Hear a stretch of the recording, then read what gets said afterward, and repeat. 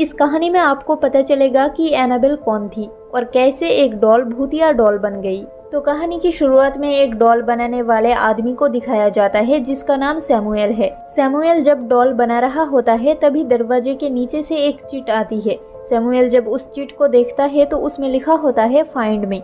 Samuel अपने घर के अंदर आता है जहाँ पर उसे एक और चिट मिलती है। उस चिट पर लिखा होता है क्लोजर। दरअसल ये सैमुएल की छोटी बेटी होती है जिसका नाम एनाबेल है। वो अपने पिता के साथ खेल रही होती है। सैमुएल अपनी बेटी को ढूंढ लेता है।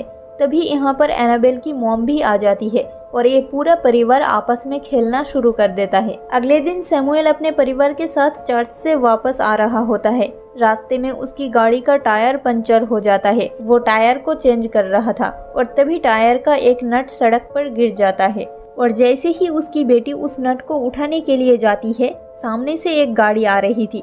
उस गाड़ी से उसकी बेटी का एक्सीडेंट हो जाता है और उसकी बेटी की डेथ हो जाती है। धीरे धीरे 12 साल बीत जाते हैं। 12 साल बाद सैमुएल के घर पर 6 अनाथ लड़कियां और एक सिस्टर रहने के लिए आती है जिनका अनाथ आश्रम बंद हो चुका है।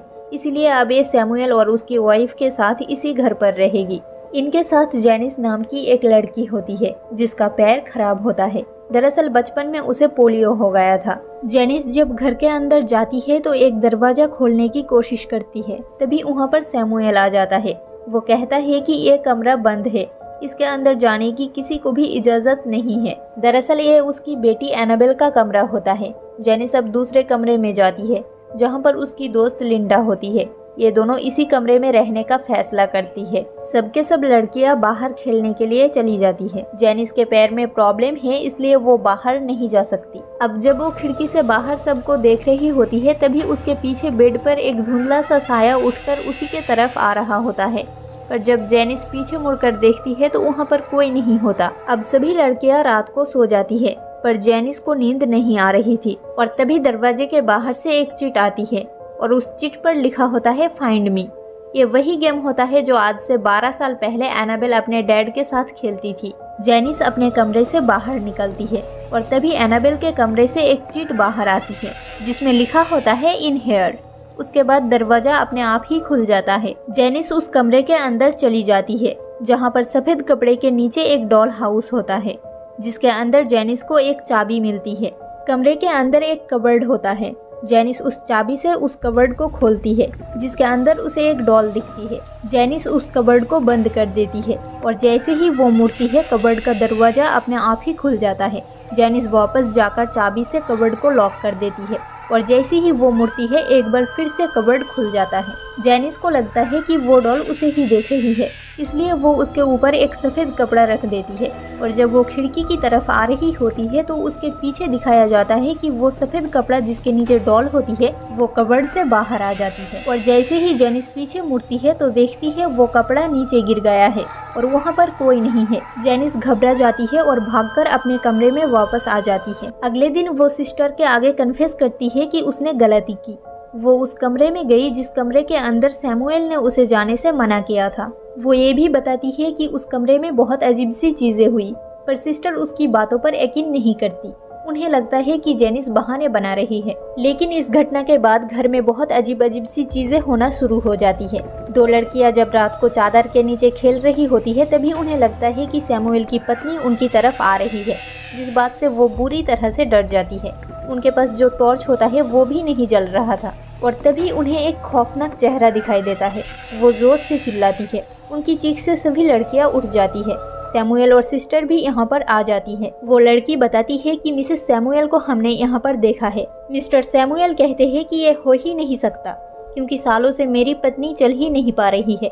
वो सिर्फ अपने कमरे में बिस्तर पर पड़ी रहती है। मिस्टर सैमुएल की बातें सुनकर इन दोनों को भी लगता है कि शायद ये उनकी बहम होगा। अगली रात को जेनिस देखती है कि दीवार पर एक फोटो है। ये फोटो मिस्टर सैमुएल की बेटी एनाबेल की होती है जिसके पास एक डॉल भी है। और जब जेनिस इस फोटो को देख रही होती है तभी उसे म्यूजिक की आवाज़ सुनाई देती है। वो अपने कमरे से बाहर जाती है। उसे एहसास होता है कि म्यूजिक की आवाज़ एनाबेल के कमरे से आ रही है। जेनिस उस कमरे के अंदर एक बार फिर से चली जाती है, म्यूजिक को ऑफ करती है और कुछ ही देर बाद वो देखती है कि उसके सामने एनाबेल की आत्मा खड़ी है। जेनिस उसे हाय कहती है पर वो आत्मा बिना कुछ कहे खिड़की के पास चली जाती है और जेनिस से कहती है कि क्या तुम मेरी मदद करोगी। जेनिस पूछती है कि तुम्हें क्या चाहिए। एनाबेल पलट कर कहती है कि तुम्हारी आत्मा। उसका चेहरा बेहद डरावना हो जाता है। जेनिस किसी तरह से कमरे से बाहर निकल जाती है, पर जैसे ही वो अपने कमरे की तरफ जाती है उसके कमरे की दरवाजा बंद हो जाता है। जेनिस सबको आवाज भी लगाती है, पर उसका आवाज कोई नहीं सुनता और तभी वो आत्मा जेनिस को फर्स्ट फ्लोर से नीचे फेंक देती है। अगली सुबह दिखाया जाता है कि जेनिस का दूसरा पैर टूट चुका है, वो व्हील चेयर पर है। वो कमरे में आने के बाद सिस्टर को सब कुछ बताती है। सिस्टर हैरान हो जाती है। जेनिस बताती है कि इस घर में कोई बुरी शक्ति है जिसे उसकी आत्मा चाहिए। अब रात को जेनिस की दोस्त लिंडा उसके पास आती है, जो उसकी रूममेट है। जेनिस का दूसरा पैर भी टूट चुका है, इसलिए वो ऊपर सोने के लिए नहीं जा सकती। लिंडा को ऊपर अकेले ही सोना पड़ेगा। लिंडा जब ऊपर सोने के लिए जाती है तो उसे एनाबेल के कमरे से कुछ आवाज सुनाई देती है और जब वो कीहोल से कमरे के अंदर देखती है तो वो देखती है कि वो डॉल आराम कुर्सी पर बैठी है। वो दरवाजा खोलती है और जब वो अंदर देखती है तो कुर्सी पर कोई नहीं होता। लिंडा भागकर कमरे में आकर अपने बेड पर लेट जाती है और जब वो बेड से नीचे देखती है तो वहाँ पर किसी के पैरों के निशान होती है और तभी उसे वही डॉल दिखती है जो उसे एनाबेल के कमरे में आराम कुर्सी पर दिखी थी।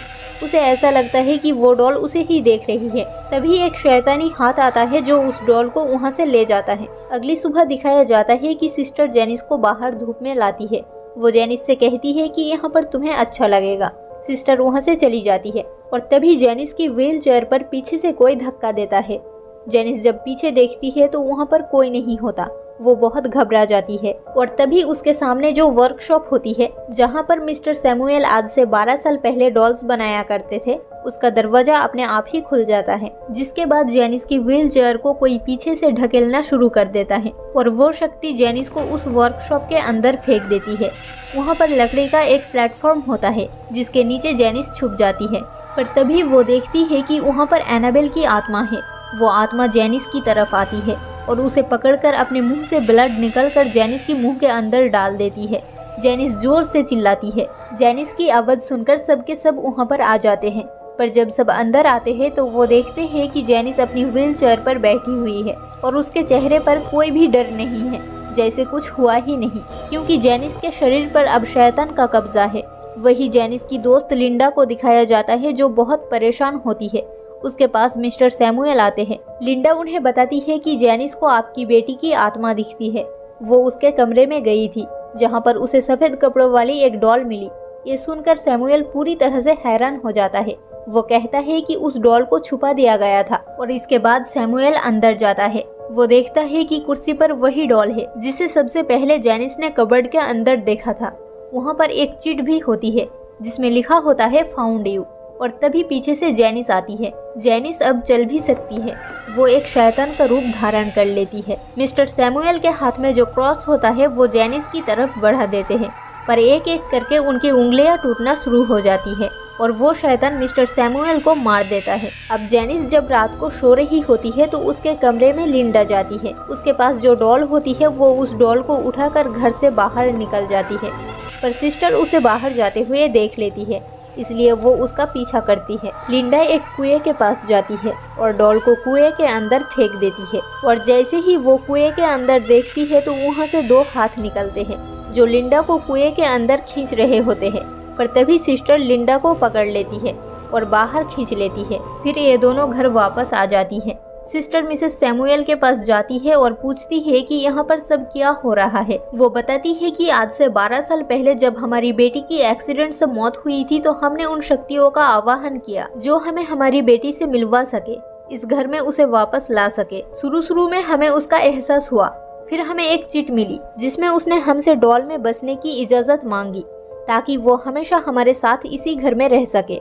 हमने उसे इजाज़त दे दी। इसके बाद उसकी शक्तियाँ बढ़ गई, हमें वो दिखने भी लगी, पर जब मैंने उसे एक बार मिरर पे देखा तो मुझे पता चला कि वो हमारी बेटी नहीं है, बल्कि वो कोई और शक्ति थी जो हमें धोखा दे रही थी।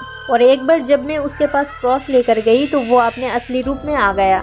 दरअसल ये एक शैतान था। उसने मुझ पर हमला किया जिससे मेरी एक आँख हमेशा के लिए खराब हो गई और ना फिर मैं कभी चल पाई। इसके बाद मेरी पति ने चर्च से मदद भी मांगा। हमने एक कबर्ड के अंदर बाइबल के पन्ने चारों तरफ चिपका दिए और उस डॉल को कबर्ड के अंदर हमेशा के लिए बंद कर दिया। हमें लगा था कि वो शैतान जा चुका है, इसलिए हमने अपने पापों का प्रायश्चित करने के लिए घर में अनाथ बच्चों को आश्रय दिया। दरअसल जेनिस ने जब पहली बार उस कबर्ड को खोला था जिसके अंदर डॉल थी, उसी वक्त वो शैतान आजाद हो चुका था और अब उस शैतान का वश जेनिस के शरीर में है। वही घर में दूसरी तरफ दिखाया जाता है जहाँ पर सभी लड़कियाँ जेनिस के पास जाती है। ये देखकर सभी लड़कियाँ हैरान हो जाती है। सब लड़कियाँ वहाँ से भाग जाती है और सिस्टर के पास आती है। वो बताती है कि जेनिस ने हमारे ऊपर हमला किया। सिस्टर कहती है कि तुम पुलिस को कॉल करो और वो ऊपर चली जाती है जहाँ पर वो कमरे में जेनिस को देखती है। यहाँ पर लिंडा और एक और बच्ची होती है जो इस कमरे में फंसी होती है। सिस्टर प्रार्थना करती है और तभी जेनिस उन्हें हवा में उठा देती है और अपनी शक्ति से उन्हें शीशे से टकरा देती है। यहाँ पर लिंडा और जो दूसरी लड़की होती है वो बाहर की तरफ भागती है पर लिंडा गिर जाती है और उसे उसी कमरे में खींच लिया जाता है जो कमरा एनाबेल का था। वही दूसरी तरफ नीचे जितनी भी लड़कियाँ होती है वो मिसेस सैमुएल के कमरे में जाती है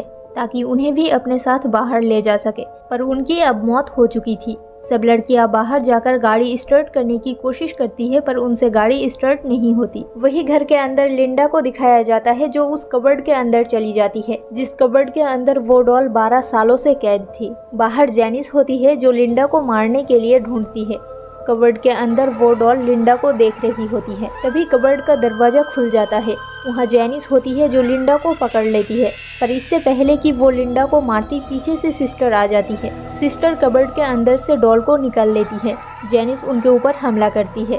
सिस्टर जेनिस के गले में क्रॉस वाला लॉकेट डाल देती है। उसके बाद जेनिस और डॉल दोनों को कबर्ड के अंदर धक्का देकर कबर्ड को बंद कर देती है और यहाँ पर सिस्टर और जितने भी बच्चे होते हैं सब के सब घर के बाहर आते हैं। घर के अंदर की सभी लाइट्स बंद हो जाती हैं और इसके बाद सब कुछ शांत हो जाता है। यहाँ पर अब पुलिस आती है और वो उस कबर्ड को खोलकर देखती है तो वहाँ पर जेनिस नहीं होती है।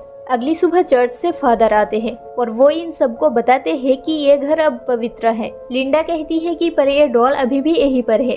फादर बताते हैं कि ये डॉल सिर्फ एक जरिया था, अब वो शक्ति कहीं और जा चुकी है। इस पूरे हादसे के बाद ये सब के सब यहाँ से वापस निकल जाते हैं। वही दूसरी तरफ एक अनाथ आश्रम को दिखाया जाता है जहाँ पर एक कपल बच्चों को एडॉप्ट करने के लिए आए हैं। वहाँ पर जो सिस्टर होती है वो उन्हें एक लड़की के पास ले जाती है और ये लड़की कोई और नहीं बल्कि जेनिस होती है, पर ये अपना नाम एनाबेल बताती है, यानी कि उस बुरी शक्ति ने अभी भी इसे अपने कब्जे में किया हुआ है। धीरे धीरे 12 साल बीत जाते हैं। एनाबेल यानी कि जेनिस अब बड़ी हो चुकी है और वो अपने बॉयफ्रेंड के साथ मिलकर अपने माँ बाप को मार देती है।